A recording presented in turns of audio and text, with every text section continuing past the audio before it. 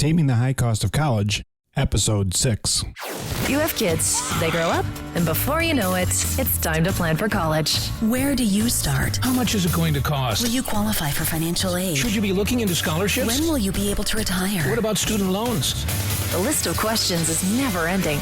The good news is, all the answers are right here. Welcome to the Taming the High Cost of College podcast. Here is your host, certified financial planner, Brad Baldridge. Welcome to episode 6 of Taming the High Cost of College. I'm your host, Brad Baldridge. Today we're going to cover 9 things that you can do to help reduce your overall college costs, even if you don't qualify for financial aid. So we're going to jump into that in a minute. And then in addition to that, I have, and Brad recommends, a great website that both parents and students can use as they're getting involved in the college search, and just a way to plug in with other families and other students. So stay tuned, and we're going to jump into it right now. Today we're going to talk about 9 ways to reduce your college costs, even if you don't qualify for financial aid. So I'm going to spend just a quick minute explaining financial aid again. There's 2 types of financial aid. There's need-based aid. Need-based aid is based on your ability to pay. You fill out financial aid forms, and based on those financial aid forms, you put down your income and your assets, and they determine if you are eligible for any sort of need-based aid.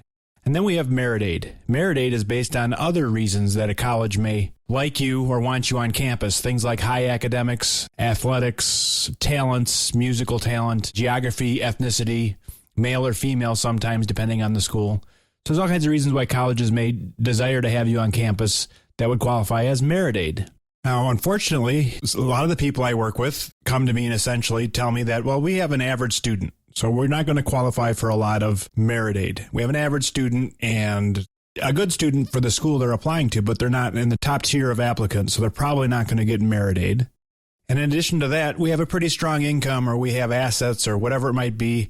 And because of that, we don't think we're going to qualify for any need-based aid either. So what can we do? If we can't get merit aid and we can't get need-based aid, what else can we do? So in answer to that question, here's 9 ideas that you can work on that will help you reduce your overall college costs, even if you don't qualify for need-based aid or merit aid.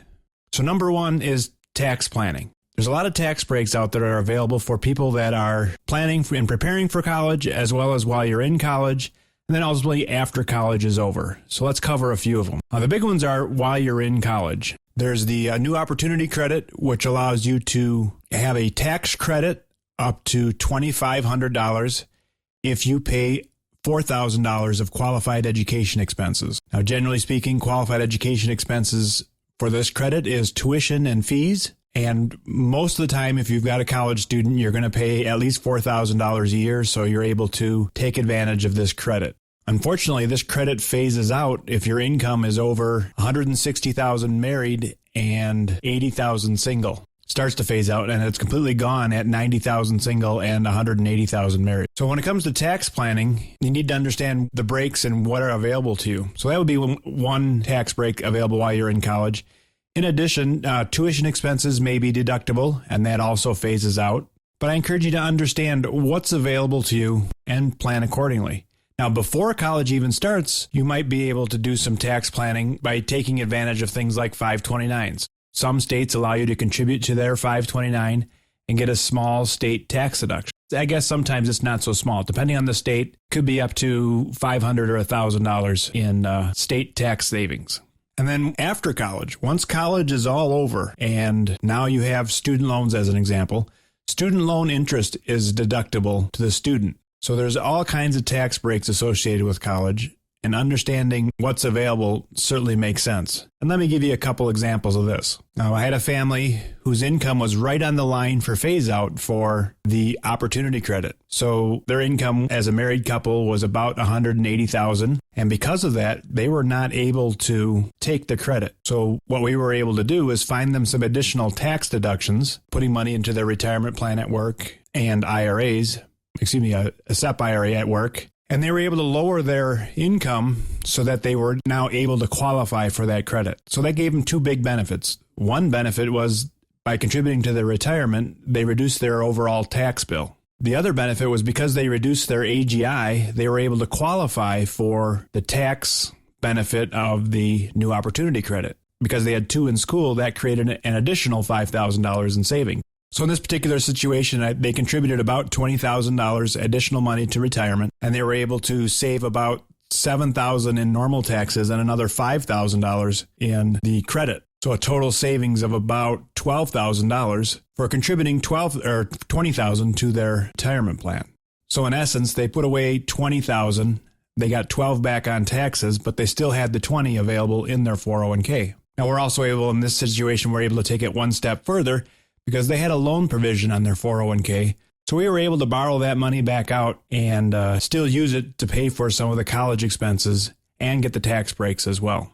Idea number 2 is investing. For most families, college is going to be a major cash flow crunch. In other words, let's say you have 2 kids that are currently a senior in high school and a sophomore in high school.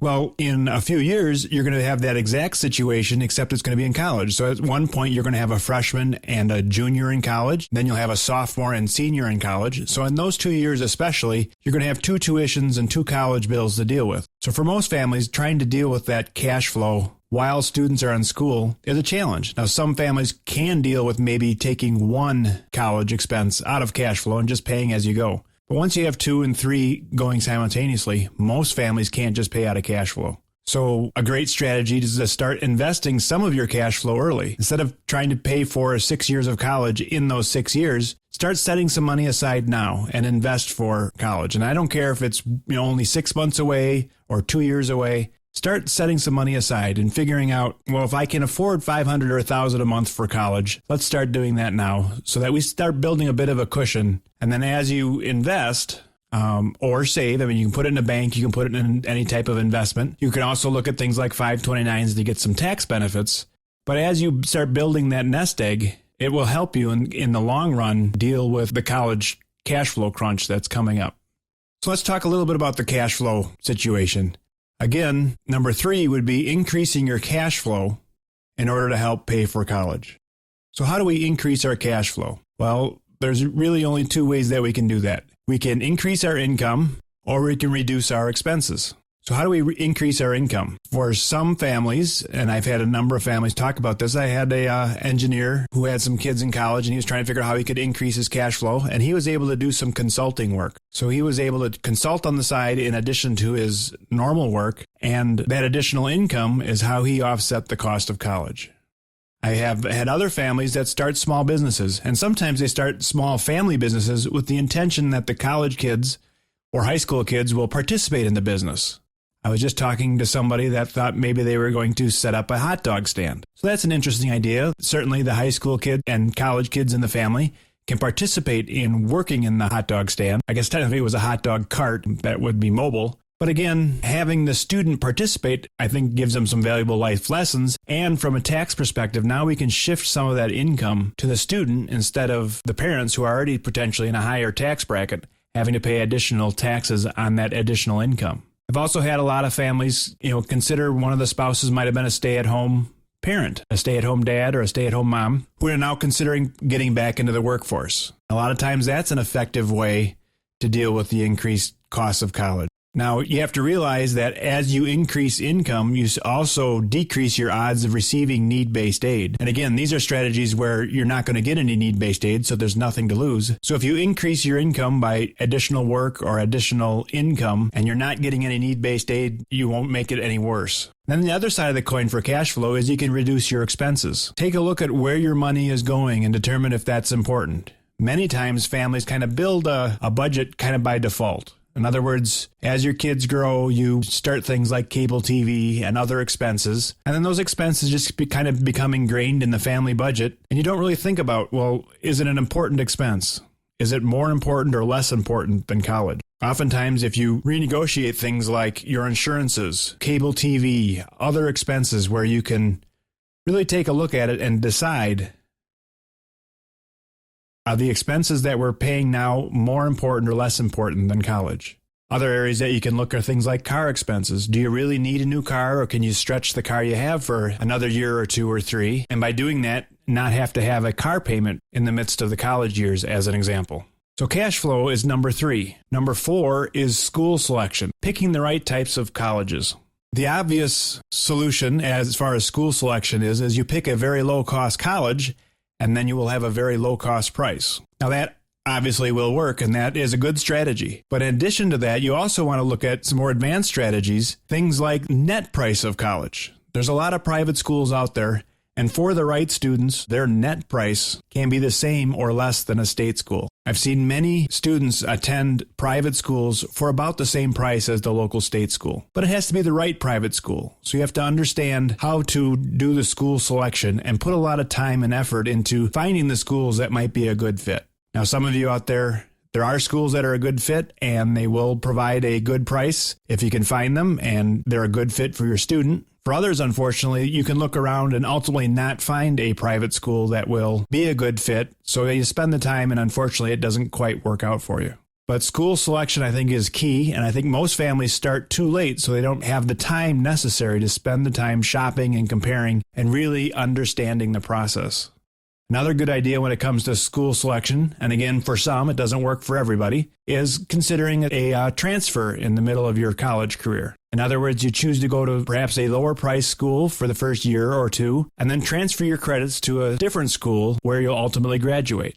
There's a lot of colleges out there now that are building programs that are specifically designed for you to be able to transfer. In other words, I'm going to go to the community college and live at home for a year or two, and then I'm going to transfer to the state university and graduate from there. Or I'm going to go to this school that has an agreement with the school I want to graduate from. So I'll do 2 years here in a pre-engineering program, and then I'll do 2 more years at the engineering school and graduate from that school with an engineering degree at a lesser overall cost. There's a number of schools here in the Milwaukee area that have made formal arrangements with other schools. It also works well for direct admit programs to some of the graduate programs. So if you're looking to be a physical therapist or a pharmacist, a doctor, all the advanced degrees that are out there, there are now agreements out there where if you start your undergrad at a particular college, it will help you move on to the postgraduate work. So there might be a direct admit that will allow you to start at a school and just stay there for 6 or 7 years and ultimately graduate with a master's or PhD in your chosen profession. Or in other situations, some schools have made arrangements. There's a local private school here that has 20 spots reserved at a pharmacy school in Chicago. So if you sign up as a freshman and go to this local private school, Carroll University here, and you meet all the requirements, you're almost guaranteed a spot in the pharmacy school at Franklin Roslin in Chicago.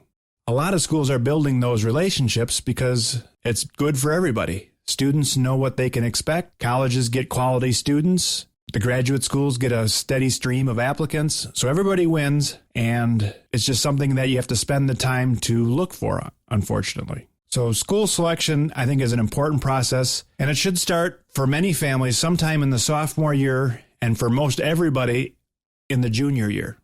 In the sophomore year, you might just be doing preliminary visits. In the junior year, you'll do more serious visits. But you need some time to start asking about, well, if I'm interested in this type of degree, where do I want to graduate from? Are there feeder schools for your particular programs?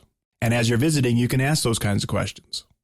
Another idea is reciprocity. There are schools out there that offer what we would call reciprocity. In other words, a really strong reciprocity out there is between the states of Minnesota and Wisconsin. If you live in Wisconsin, you're allowed to attend Minnesota schools as if you were a Minnesota resident. And conversely, if you live in Minnesota, you're able to attend Wisconsin schools for the in-state price. Now, that's one form of reciprocity, but there's a whole lot of other smaller reciprocity agreements, especially along the borders of border town colleges around the country. So as an example, on the border between, let's say, Illinois and Indiana, there may be a couple schools that are, essentially in Indiana, but close to Illinois, and they will allow Illinois residents to attend at a price that might be closer to what the Indiana residents pay.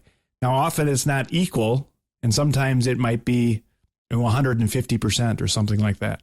There's also a large coalition out there among the various states where they have 4 or 5 groups across the state. These groups across the U.S. are divided again into various regions. So we've got the southern region as an example. So it looks like there's 4: the southern region, the Midwestern region, Western region, and New England. Southern region is a group of states including Alabama, Arkansas, Delaware, Florida, Georgia, Kentucky, Louisiana, Maryland, Mississippi, North Carolina, Oklahoma, South Carolina, Tennessee, Texas, Virginia, and West Virginia. In that southern region, there are agreements among the various state and private schools where if you live in one of those states, you may be able to attend another state school for a price that's less than what you would pay just straight out of state. It's called the Southern Regional Education Board Academic Common Market. The Midwest region has the Midwest Student Exchange. Midwest region Student Exchange includes Indiana, Kansas, Michigan, Minnesota, Missouri, Nebraska, North Dakota, and Wisconsin. And allows you to have tuition reductions if you attend a school in one of those states and are a resident of one of the other states. There may be some tuition breaks available to you. Then we have the Western region. The Western region is Alaska, Arizona, California, Colorado, Hawaii, Idaho, Montana, Nevada, New Mexico, North Dakota, Oregon, South Dakota, Utah, Washington, and Wyoming. So again, the Western region is relatively large. The Western Undergraduate Exchange and the Western Regional Graduate Program are both available in the Western regions. And they also have the Professional Student Exchange Program, which is for healthcare professionals, things like MD and Masters in Nursing. And then finally, there's the New England Exchange. New England Exchange is called the New England Regional Student Program, and I'll provide links to all these things in the show notes. But students will come from Connecticut, Maine, Massachusetts, New Hampshire, Rhode Island, and Vermont in order to participate in the New England Regional Student Program. So I will provide links to these various programs, but pursuing reciprocity can be a great way to, again, lower your overall costs. There's a lot of state schools out there that are now willing to accept less than the out-of-state price. Now, oftentimes in the reciprocity agreement, you might pay 150% of what the in-state tuition is. But at a lot of schools, a lot of state schools out there, the out-of-state price might be double or triple what the in-state tuition price is. So the reciprocity agreement still has a pretty substantial benefit for a lot of families. Number 7 is scholarships. There's a whole lot of scholarships out there available for families, and I believe most families need to have some sort of scholarship plan that's based on some informed research. In other words, there's a whole lot of families that don't do anything at all about scholarships because they don't know much about them, and they simply run out of time. As they get involved in the college process, they get bogged down with college applications and college testing and college visits and all the other parts of college. And it's not like they intended to skip scholarships. It's just something that was easy to put on the back burner, and therefore they do not spend any time or very little time pursuing scholarships. And sometimes when they do spend the time, they realize it's too late and they just kind of move on. So I think scholarships is a great way, again, to reduce your overall costs. And again, for the right student. Now, if you don't qualify for need-based aid and you don't qualify for merit aid, a lot of times that means a lot of the scholarships that you might pursue, you won't qualify for either. Because about 2/3 of the scholarships out there are predicated on some sort of financial need. And again, we're talking about what you can do if you don't qualify for need. But there are scholarships that are associated with all kinds of other things like clubs and organizations, etc. As an example, I was just at a high school giving a presentation. I asked the school counselor if there was any scholarship programs available that they felt were underutilized. And they essentially said, every year they give out a scholarship that's targeted towards the football players, the cheerleaders, and the pom squad. And that particular scholarship grants 4 awards. And last year there was only 4 applicants for 4 awards. So knowing that, and if you happen to have a football player, it would make sense to pursue that scholarship because you'd have a good chance to win it just by applying and doing a reasonably good job. But scholarships can also be found, where you work, where you play, what grandma and grandpa do, what mom and dad do. I just did a whole presentation on scholarships, and that would be session number 4, I believe. So you can go back and listen to that. There's also a lot of information there from Kim Stazala, the scholarship lady. And of course, after listening to that, if you wanted to pursue things further, you could pursue her book, or there's many other resources out there for scholarships.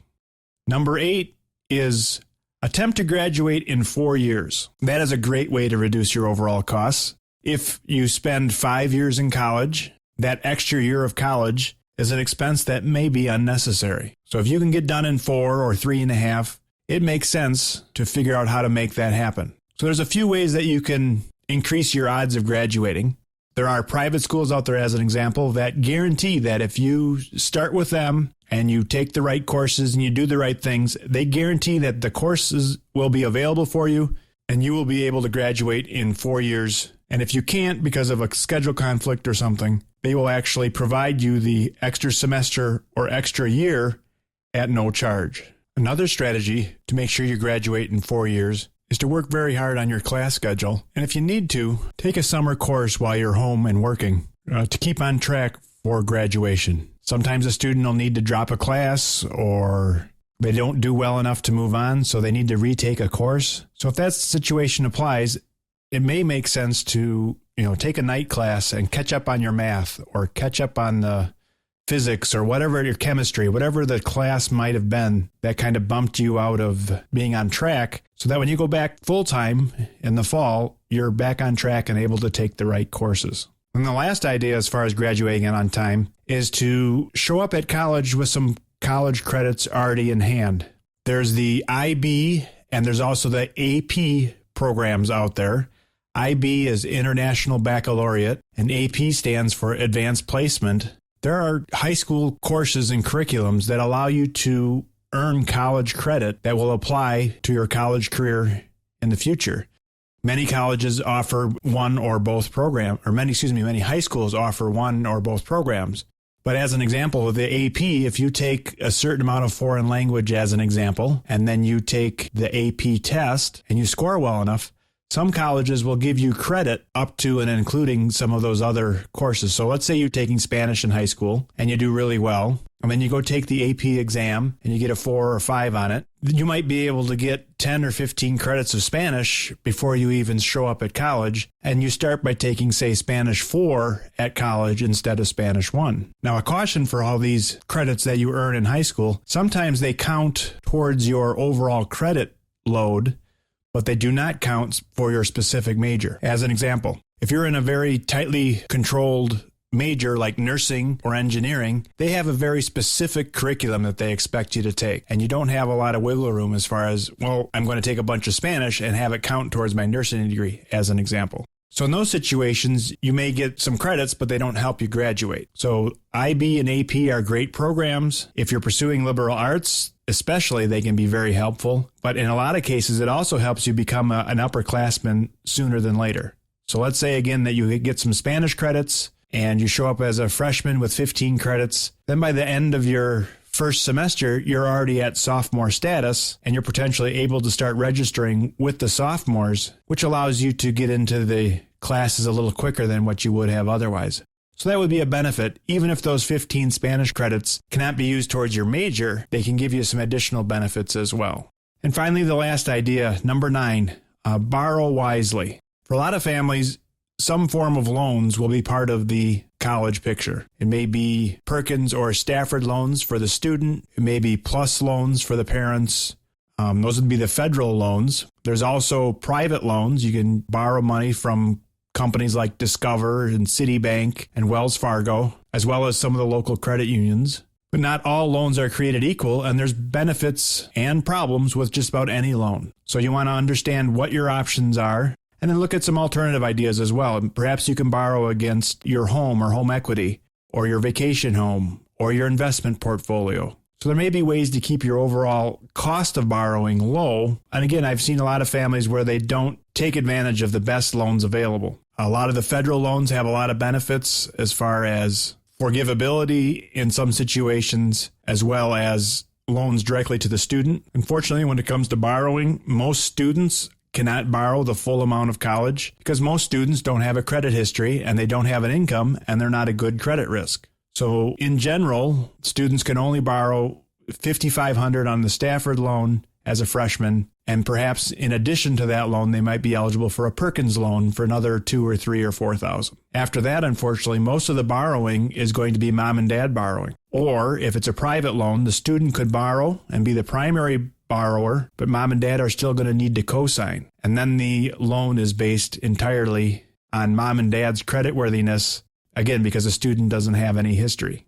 Now, in addition to that, there might be some special loans available at your particular college or through your particular organizations and so forth. Again, there's a local Jewish loan that's available here, and it's open to people that are Jewish, and it's also open to non-Jewish families who are able to borrow up to $5,000 for college. Now, what's nice about this particular loan is the interest rate is zero. Now, the disadvantage of this particular loan, unfortunately, is repayments start immediately. So if you borrow $5,000 as a freshman, you're going to have to start making payments right after you receive the money. So you're going to be making payments while you're still in college. But again, that's an opportunity for a zero-cost loan here in the Milwaukee area. And I understand that the Jewish Loan Federation offers other programs in other cities. So again, if you look around, there may be some hidden gems out there when it comes to borrowing money as well. All right. That was 9 ways you can lower your overall college costs, even if you don't qualify for financial aid. As always, I have all this information as show notes at www.tamingthehighcostofcollege.com. So you can go to that website. All the links to the various information is available there. I also offer a free email newsletter. And if you sign up for that free email newsletter, we will also send you a document, the 10 college websites all parents should know about. And again, there's some great information there as far as where you can get started and learn a lot about the college planning process, as far as what websites are available with various research and forms and financial aid and all the good stuff out there. This show is available on iTunes. If you're not familiar with how iTunes works, if you have an iPod or Apple device, you can sign up through iTunes. It's also available at Stitcher, which is also an app available for Android products. Also, I'd appreciate if you told your friends and family about this podcast so that they could listen in as well and get what they need for college. And finally, if you'd like to contact me, you can send me a voicemail through our website at tamingthehighcostofcollege.com, or you can also send me an email directly at brad@tamingthehighcostofcollege.com. I'd love to hear from you. If you have any questions or comments, I'd be happy to answer them in a future podcast. Or if you have a specific question about something that you're doing, I can also provide you some insight and answer your specific questions via email. All right, let's move on now. We're going to roll into Brad Recommends and wrap things up. The latest tips, tricks, and tools you can use today. This is Brad Recommends on Taming the High Cost of College.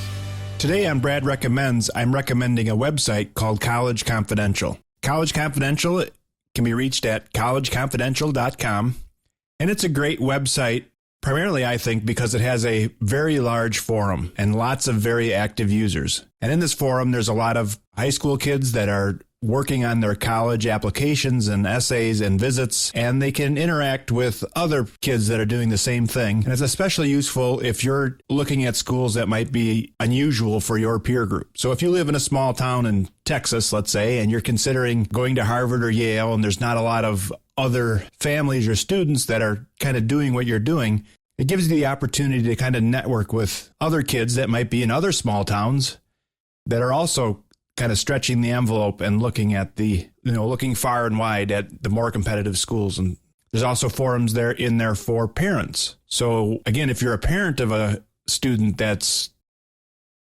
aggressively looking at higher end colleges and you have questions and you need some quick answers, there's places where you can put in questions and get answers. And there's also, of course, lots of other people's questions and answers. So you can just kind of peruse the message boards, and there's all kinds of threads that are focused on a particular school.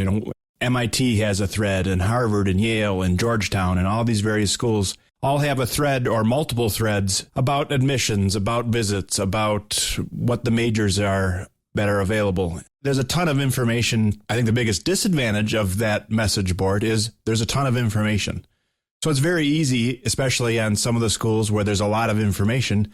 You can spend an hour or two just reading people's questions and the answers that they receive. But again, it's a great way to kind of get your feet wet and start looking into some of the schools that you might be interested in. Now, that's just one piece of College Confidential. In addition to that, they have sections on College Search as an example. So they have a section on College Search, and it has a few sorting options that generally aren't available in some of the other College Search engines. So you can look at things like Greek life and religious affiliation and liberal versus conservative. There's even a search on whether or not that particular school is part of the party scene or not. Just again, to focus on that party scene, you can check a box that says, I'd like to go to a big time party school, or you also can check a box that says, I don't party and would prefer a school known for having a strict no party atmosphere. And of course, you can just ignore that whole party thing and select on different criteria. But I think that, again, there's some opportunities on sports and historically black, gender mix, gay and lesbian friendly. There's all kinds of different sort filters that are a little unusual and not available in some of the other sort locations. There's also lots of information on college admissions, college life, and then there's a section called Ask the Dean where you can put in questions and the experts at College Confidential will respond. So it's a big site. There's lots of information there. It's probably worth an hour or two. And especially if you're looking at the name brand schools that attract people from across the country, there's probably a thread or two that focuses on that particular school, and it would have a lot of good information. If you're looking at your local state school or a small private that doesn't have a national presence, a lot of times for those schools, there's not much there. But again, College Confidential, for those that are interested, is at collegeconfidential.com. All right, that's all for today. As I mentioned earlier, we are out there on iTunes and Stitcher. Please send me an email if you have any questions. And we're going to wrap things up. I appreciate you listening, and please tell your friends. Goodbye. Thank you for listening to the Taming the High Cost of College podcast. Now it's time for you to take action. Head to tamingthehighcostofcollege.com for show notes, bonus content, and to leave feedback for Brad. The next step on your college journey starts now. Brad Baldridge is a registered representative of Cambridge Investment Research and an investment advisor representative of Cambridge Investment Research Advisors, a registered investment advisor. Securities are offered through Cambridge Investment Research Incorporated, a broker-dealer and member of FINRA and SIPC. Brad owns two companies, Baldridge Wealth Management and Baldridge College Solutions. The Baldridge companies are not affiliated with Cambridge Investment Research.